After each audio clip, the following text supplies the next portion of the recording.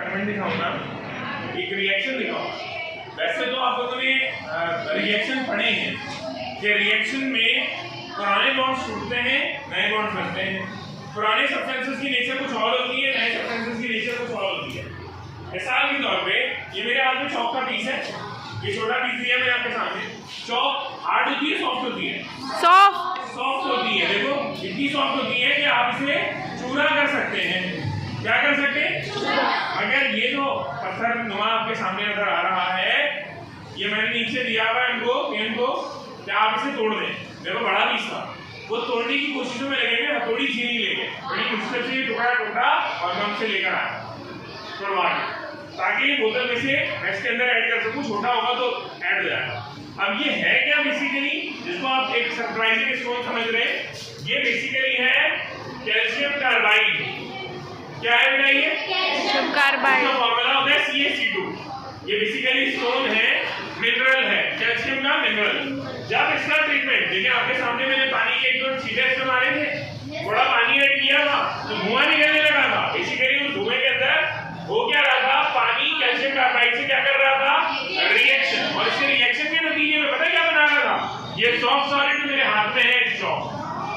ये जिसकी सरफेस पे सफेद सफेद पाउडर आ रहा है, वो चौक का है, कैल्शियम हाइड्रोक्साइड है।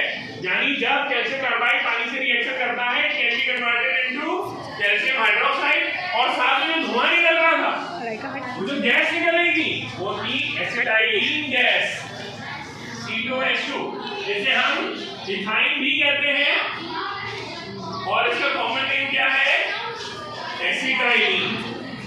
कॉमन नेम क्या है बेटा?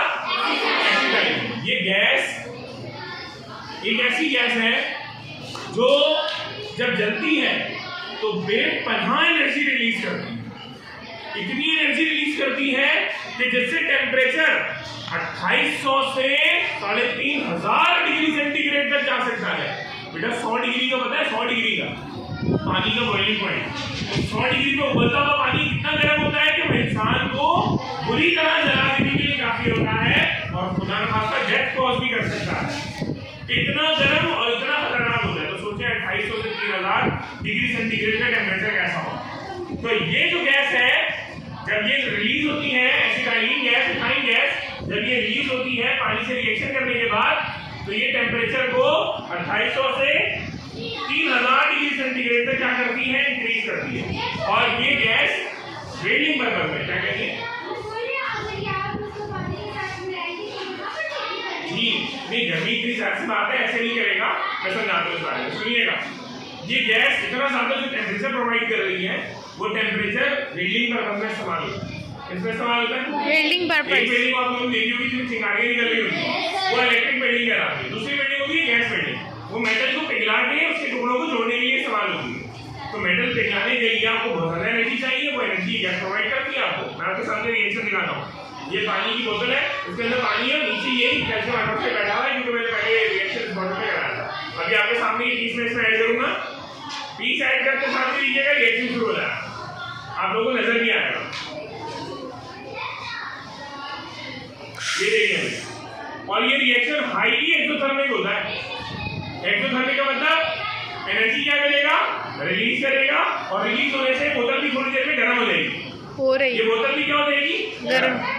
अब ये रिएक्शन शुरू हो चुका है, मैं इस गैस को इस्तेमाल करूंगा आपके सामने दिखाने के लिए, वेल्डिंग दिखाने के लिए।